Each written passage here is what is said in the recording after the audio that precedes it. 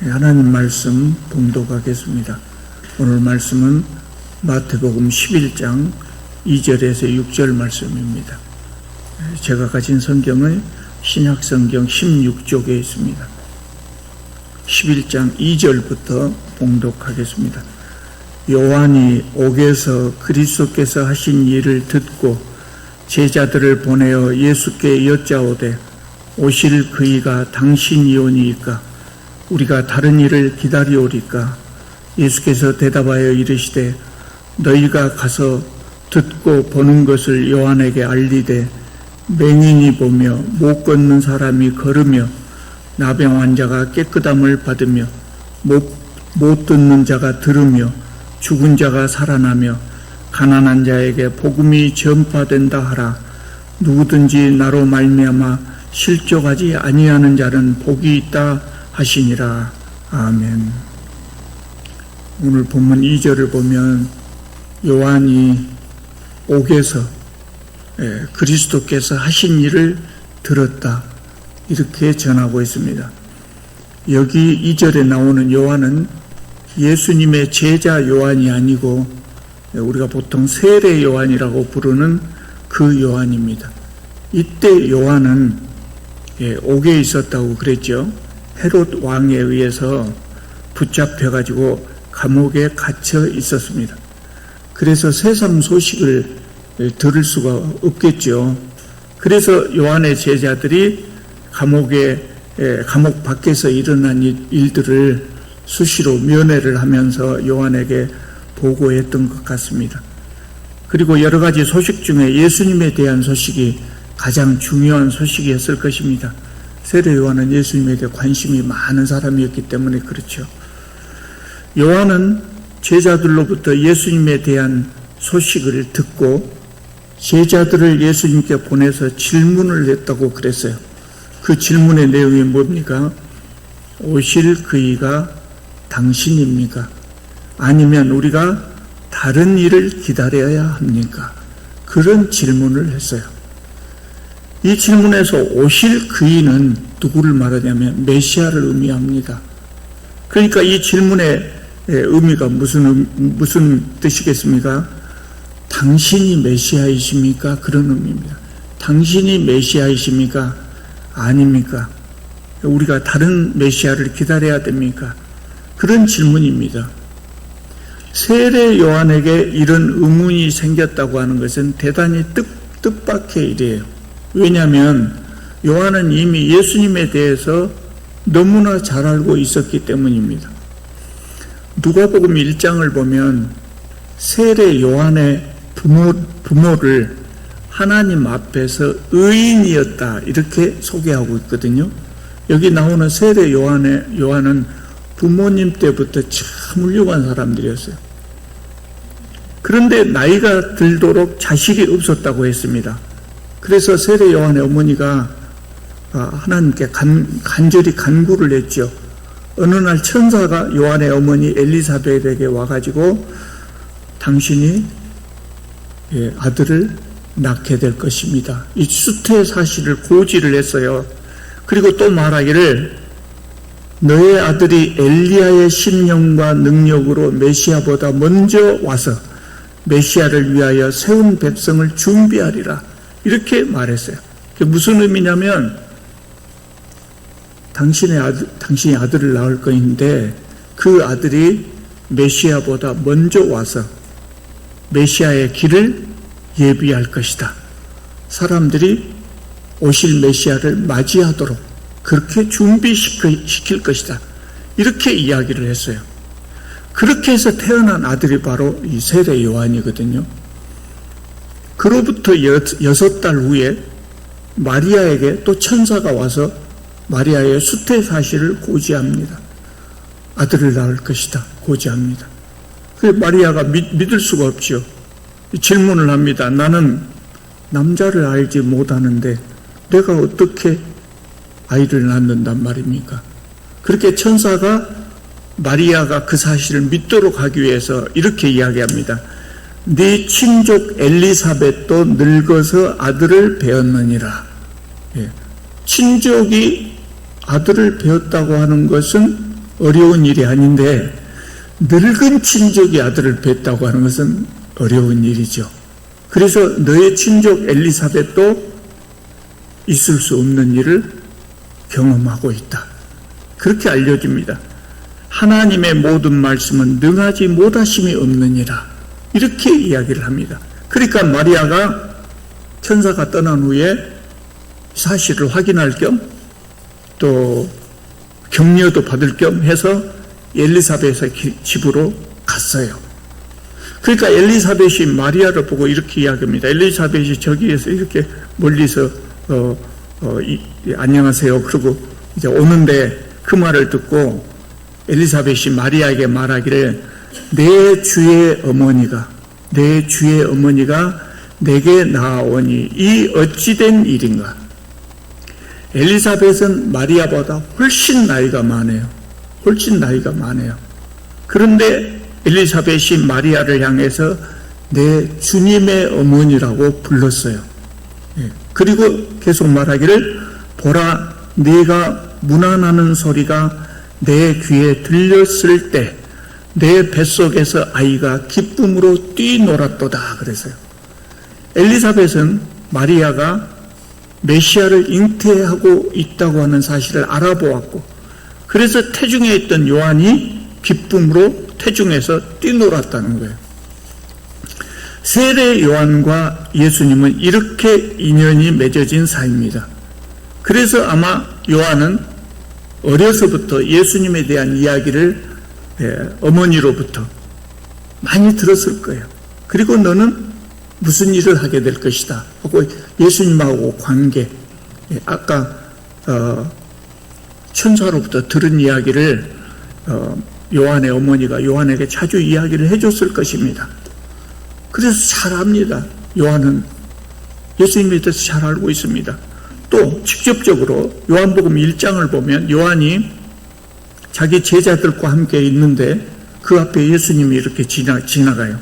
예수님이 이렇게 지나가시니까 요한이 예수님을 자기 제자들한테 소개를 하는데 뭐라고 소개하냐면 보라 세상 죄를 지고 가는 하나님의 어린 양이로다.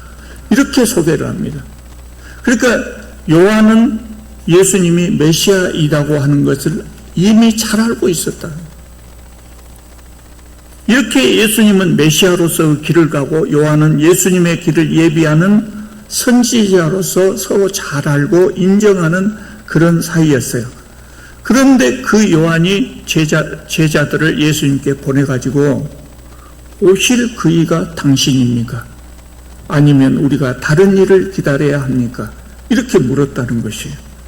대단히 의외예요. 예수님에 대해서 너무나 잘 알고 있는데 왜 물었을까요? 성경은 그 이유를 자세하게 설명하지 않고 있어요. 그런데 우리가 충분히 추정할 수 있죠. 전후의 사정을 살펴볼 때 요한의 메시아 상이 흔들렸던 것 같아요.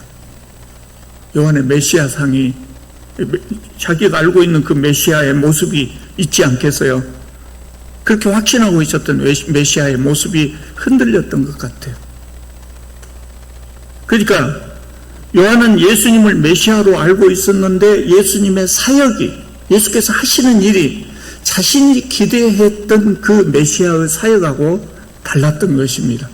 그래서 메시아상이 흔들렸던 것 같아요. 누가복음 3장에 보면 세례 요한의 설교가 나오거든요. 우리는 이 설교를 통해서 요한이 기대했던 메시아상이 어떤 모습이었을까 하는 걸 추정할 수 있어요. 요한은 그때 자기의 설교를 듣기 위해서 온 사람들을 향해서 독사의 자식들아 이렇게 부릅니다. 심한 욕이죠. 심한 욕. 왜 이렇게 욕을 하냐면 그때 이스라엘 사람들은 이런 생각을 했어요. 우리는 아브라함의 후손이다. 그러니까 당연히 우리는 구원받는다. 그렇게 생각하면서 하나님 말씀에 순종하는 삶, 바른 삶을 살려고 노력하지 않았어요. 그래서 요한은 그들을 향해서 꾸중을 하기를 하나님께서 이 길가의 돌들을 가지고도 아브라함의 후손을 능히 만들 수 있대. 아브라함의 후손이라고 하는 것 자체가 그렇게 중요한 것은 아니다. 착각하지 마라. 착각하지 마라. 혈통으로 아브라함의 후손으로 태어났다고 해서 당연히 구원을 받을 것이라고 착각하지 마라. 그러면서 아주 독한 말을 해요. 이미 도끼가 나무 뿌리에 놓였으니 좋은 열매를 맺지 못하는 나무는 찍혀서 불에 던져질 것이다. 여러분들의 뿌리에 도끼지가 놓여있다. 그 말입니다, 지금. 아니, 우리 말이 아니라 세례 요한이 자기의 청중들을 향해서 여러분들의 뿌리에 도끼가 지금 놓여 있습니다. 좋은 열매 맺지 못하는 나무는 찍혀서 불에 던져질 것입니다. 그러니까 아브라함의 후손이라고 하는 그 사실만 가지고 구원을 얻을 것이라고 착각하지 마십시오. 그런 설교입니다.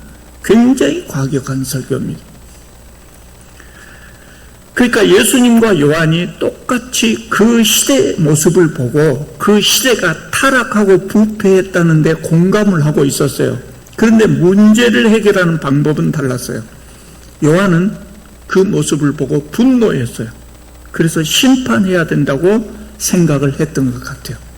그런데 예수님은 그러지 않았어요. 불쌍히 여기셨어요. 용서와 사랑을 선포했어요.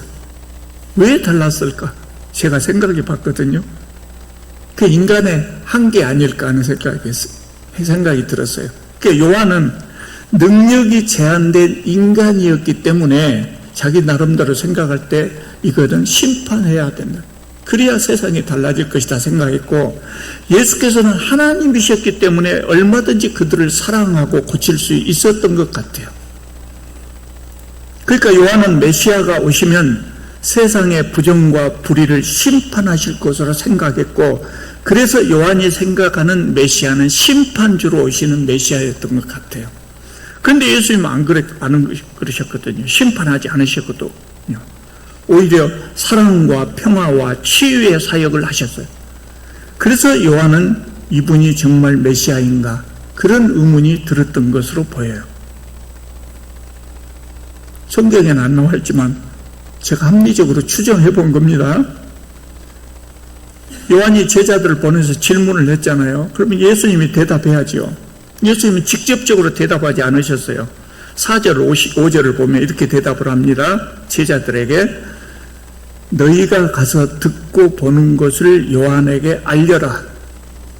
맹인이 보며 못 걷는 사람이 걸으며 나병 환자가 깨끗함을 받으며 못 듣는 자가 들으며 죽은 자가 살아나며 가난한 자에게 복음이 전파된다.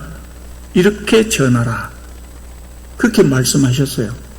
지금 예수께서 하신 요것은 무슨 말씀이냐면 이사야 선지자가 전했던 메시아 시대의 현상입니다. 그러니까 이사야가 말하기를 메시아가 오시면 세상이 이렇게 변하게 된다라고 이야기를 했어요. 못 듣는 자가 듣고 죽은 자가 살아나고 가난한 자에게 복음이 전파되고 메시아 시대의 현상입니다. 그러니까 예수님의 대답이 뭐예요? 내가 메시아인가 아닌가 내 입으로 말할 필요도 없고 지금 너희들이 눈으로 봐라. 그리고 이거를 그대로 가서 전해라. 그러면 요한이 뭔 말인지 알 것이다. 그렇게 대답을 한 거예요. 그리고 추가로 말씀하시기를 6절을 보면은요, 누구든지 나로 말미암아 실족하지 않는 자는 복이 있도다 그랬어요.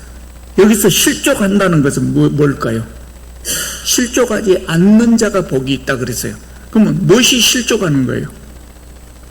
예수님이 메시아가 아니라고 오판하는 거예요. 오판하는 거예요.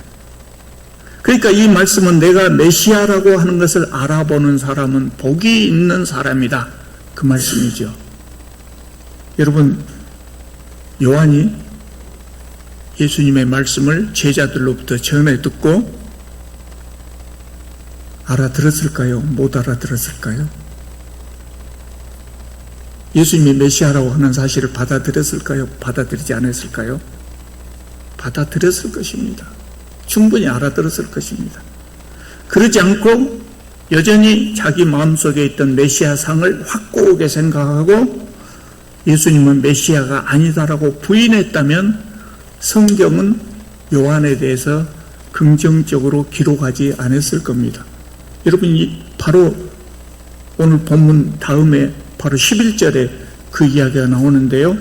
예수님이 요한을 평가할 때 뭐라고 평가하는지 아세요? 여자가 낳은 자 중에 세례 요한보다 큰 자가 없다 그랬어요. 최고의 찬사예요. 여자가 낳은 자 중에 요한만한 사람이 없다는 거예요. 이렇게 예수님은 평가했어요. 세례 요한이 예수님을 못 알아봤다면 여자가 낳은 중에 최고의 사람이 될 수가 없었겠죠. 아마 성경은 요한이라고 하는 사람 자체를 성경에서 소개하지 않았을 수도 있어요. 그래서 요한은 예수님의 대답을 듣고 자신이 가지고 있었던 메시아상을 수정해서 예수님을 메시아로 받아들였습니다. 그래서 요한은 6절 말씀대로 복 있는 사람이 된 것이죠. 그런데 그때 실족에서 복 없는 사람이 된 자들도 있었어요. 우리가 지난번에 9장을 함께 살펴봤거든요. 거기에 바리새인과 서기관들이 나와요. 그때 무슨 사건이 있었냐면 예수께서 중풍병자를 고치셨어요.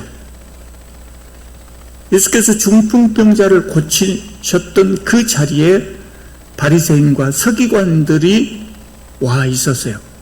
이때쯤 되면 예수님이 굉장히 유명해지셔가지고 이스라엘의 종교 지도자들에게도 소문이 다 갔거든요. 그러니까 예수님의 소식을 듣고 바리새인과 서기관들이 이 예수라는 사람이 어떤 사람인가 보기 위해서 온 거예요.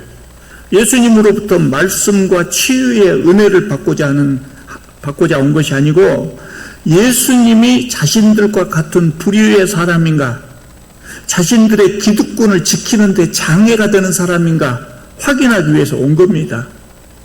이들도 예수님을 만나기 전에 마음속에 자기 나름대로 메시아상을 가지고 있었죠. 이들이 생각하는 메시아는 어떤 사람이냐면요, 자기들처럼 생각하는 사람이에요. 자기들처럼 생각하고 자신들의 친구가 되어줄 사람이고 자신들의 기득권을 지켜줄 그런 사람이었어요. 그런데 예수님은 바리새인과 서기관들의 친구가 되어주기보다 세리와 죄인들, 그 당시에 바닥에 있는 하층민들의 친구가 되어주셨어요. 그래서 바리새인들이 볼 때 도무지 예수님은 자기들 편에 설 것 같지 않았어요. 그래서 예수님을 메시아로 받아들이지 않았습니다. 그날 예수님은 말씀 한마디로 중풍병자를 고쳐주셨고 그것을 본 모든 사람들이 간증을 해요. 성경에 보면 그렇게 나와요. 두려워하며 이런 권능을 주신 하나님께 영광을 돌렸다. 이렇게 말씀을 하고 있어요. 그런데 바리새인과 서기관들은 그 놀라운 일을 보면서도 예수님을 메시아로 인정하지 않았고 그 놀라운 일을 보면서도 자신들의 메시아상을 버리지 않았어요. 오히려 예수님에게 뭐라고 하냐면 예수님이 신성을 못 얻어간다고 비난을 했어요. 또 바리새인과 서기관들은 예수님의 말씀대로 맹인이 보고 못 걷는 사람이 걷고 나병 환자가 깨끗해지고 죽은 자가 살아나고 가난한 자들에게 복음이 전파되는 그 놀라운 일을 보면서도 예수님을 메시아로 인정하지 않고 자신들의 잘못된 메시아상을 바꾸지 않았어요. 그리고 마침내는 예수님을 십자가에 달고 말았죠. 그래서 오늘 본문 6절에 말씀하는 바와 같이 실족하여 복 없는 자들이 되고 만 것입니다. 여러분, 기독교인은 누구나 자신만의 하나님 상이 있어요. 우리는 다 똑같은 하나님을 믿고 있잖아요. 똑같은 하나님을 믿어요. 그러니까 하나님에 대해서 어떻게 생각하냐고 물어보면 다 똑같은 하나님을 이야기해야 될 것 아닙니까? 똑같은 하나님을 믿고 있으면서도 각자 마음속에 그리고 있는 하나님의 상이 조금씩 달라요. 똑같을 수는 없어요. 왜 그래요? 우리는 뭘 그릴 때, 머릿속에 뭘 그릴 때 내가 알고 있는 범위 내에서 그리거든요. 내가 그때까지 알고 지금까지 알고 있는 하나님에 대한 지식을 가지고 그 지식의 범위 내에서 하나님의 상을 그린다고요. 우리는 장님 코끼리 만지는 그 비유 잘 알고 있잖아요. 배를 만지는 사람은 코끼리가 편편하게 생겼다. 다리를 만진 사람은 코끼리가 기둥처럼 생겼다. 그렇게 말하는 그 비유처럼 하나님을 우리는 다 부분적으로 알고 그것이 다한 것처럼 그렇게 생각하는 겁니다. 그게 잘못됐다고 할 수는 없어요. 근데 자연스러운 현상이죠. 그래서 우리가 그것을 코끼리의 비유를 우리가 잘 알고 있다면 우리가 생각을 바꿔야 돼요. 어떻게 바꿔야 돼요? 중요한 것이 그거예요. 뭐냐면 내가 가진 하나님 상이 다른 사람이 가지고 있는 하나님 상과 다를 수 있다고 하는 것을 인정하고 알아야 돼요. 그리고 내가 설교를 들을 때, 성경 공부를 하면서 하나님 말씀을 읽을 때, 신앙 서적을 통해서 배울 때 조금씩 하나님의 모습을 들을 때마다 내 마음속에 있는 하나님의 상을 다 올바른 하나님의 상으로 정립해 나가야 하는 겁니다. 그래야 복 있는 사람이 되는 겁니다. 그러나 바리새인들처럼 잘못된 하나님 상을 금과 옥저처럼 붙들고 있으면 복 없는 사람이 되는 거예요. 복 없는 사람이 되는 거예요. 그것은 비단 신앙에서뿐만 아니라 구도자의 자세가 아니에요. 구도자의 자세가 아니에요. 구도자의 자세는 항상 열린 마음을 가지고 있어야 해요. 내가 가지고 있는 것보다 더 좋은 것을 보고 들으면 그것을 받아들이겠다고 하는 그거죠. 그런데 놀랍게도 많은 기독교인들이 아무리 좋은 설교를 들어도 심지어 성경 말씀을 읽어도 이미 가지고 있는 하나님의 상을 잘 수정하려고 하지 않는 사람들이 많습니다. 듣고 싶은 것만 듣고 보고 싶은 것만 보는 겁니다. 그래서 내 선언 지식, 선입관 이것들이 새로운 지식을 자꾸 걸러버린 겁니다. 여기 필터가 있어가지고 듣고 싶은 것만 듣고 눈앞에도 필터가 있어가지고 보고 싶은 것만 보고 좋은 것을 아무리 좋은 것을 들어도 봐도 고치려고 하지 않는 그런 사람들이 의외로 많습니다. 제가 신학교 가서 1학년 때 구약개론 첫 시간에 그 교수님이 그런 이야기를 했어요. 여러분 모세 오경 누가 썼습니까? 다 모교회가 썼다고 알고 있어요. 틀린 말은 아니에요. 틀린 말 아닌데 모세 오경을 지금 성경에 있는 것처럼 모세가 처음부터 끝까지 다 이렇게 쓴 거 아니거든요. 그래서 구약개론 교수님이 모세 오경은 모세가 다 쓴 것이 아닙니다. 그렇게 설명을 하니까 젊은 학생이 손을 번쩍 들면서 왜 그렇게 말씀하십니까? 모세 오경은 모세가 다 썼습니다. 그렇게 따지는 거예요. 따져요. 그때까지 자기가 배웠던 것을 고칠 수가 없는 거예요. 학교에 가면 선생님들 앞에서 겸손해야 돼요. 그래야 선생님이 말한 것을 내가 받아들일 수 있어요. 병원에 가면 의사가 시키는 대로 해야 돼요. 그래야 병이 빨리 나아요. 그렇지 못한 사람이 있어요. 내가 알고 있는 어떤 사람도 그런 사람이 심한 우울증을 앓고 있는 사람이 있는데 제가 믿음으로 기도로만 나으려고 하지 말고 의사가 주는 약도 좀 먹으면서 해야 됩니다. 그랬더니 의사가 뭘 알아? 내가 더 잘 알아. 나도 많이 공부했어. 그래 버리는 겁니다. 그게 우리 모습이에요.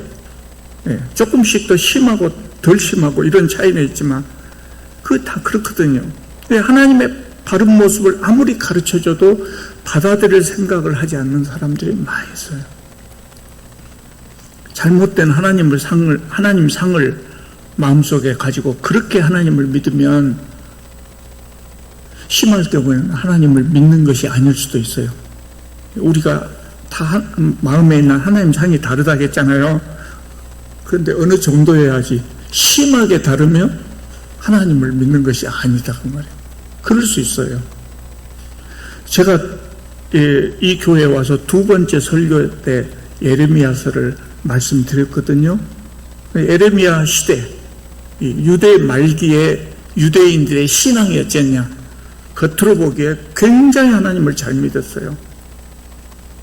제사 드리라고 정해진 날은 꼬박꼬박 잘 지켰어요. 오늘로 말하자면 이렇게 저처럼 주일날 되면 양복 입고 넥타이 메고 경건한 모습으로 교회에 가가지고 경건한 모습으로 예배 드리고 온단 말이죠. 그리고 그것이 다라고 생각했어요. 그 사람들이, 그 시대 사람들이 그게 다라고 생각했어요. 그럼 중요한 것은 뭐가 빠졌어요? 하나님 말씀대로 순종하려고 하는 생각은 안 했다고요. 그러니까 여전히 자기가 가진 권력으로 자기 동족들을 억압하고 착취하고 불법을 행하고 있었어요. 평소에는 그렇게 살면서 안식일에는 이렇게 가서 예배 드리면 그것이 하나님 믿는 것이냐 그 말이에요. 그래서 하나님은 그 사람들을 너희들은 내 백성이 아니다. 심지어는요, 동시대의 선지자로 활동했던 에스겔서를 보면 에스겔이 환상을 보는데 하나님께서 성전에서 떠나버리십니다. 그냥 성전에 가셔버려요. 그러니까 우리가 각자 마음에 그리고 있는 하나님의 상이 다를 수 있는데 다르다고 해서 다 잘못됐다고 할 수 없어요. 그러나 심하게 잘못된 경우에는 그것은 안 된다. 그것은 하나님하고 관계없는 신앙일 수도 있다는 거예요. 지금도 그렇게 하나님을 믿는 사람들이 꽤 많아요. 하나님 말씀에 순종할 생각은 없어요. 순종할 생각은 없으면서 헌금만 많이 하면 복 받는다. 예배만 잘 드리면 예배만 잘 참석하면 복 받는다. 그렇게 하나님을 믿는 사람들이 있어요. 그 예레미야 시대의 유대인들하고 비슷해요. 아무리 좋은 말을 들어도 바꾸려고 생각하지 않고, 심지어 성경을 읽어도 보고 싶은 것만 보고 듣고 싶은 것만 듣고, 하나님의 모습, 신앙의 모습을 바꾸지 않으면 오늘 6절 말씀처럼 복 없는 사람이 되고 마는 것입니다. 우리는 하나님 상을 바르게 잘 정리하고 바르게 믿어야 됩니다. 내가 만든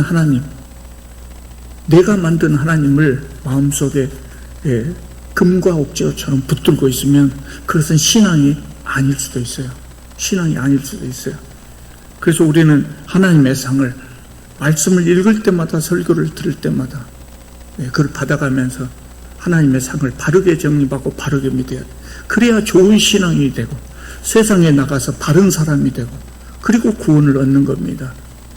우리는 바리새인처럼 어리석음을 범하지 말고 세례 요한처럼 복 있는 사람들이 다 되시기를 바랍니다.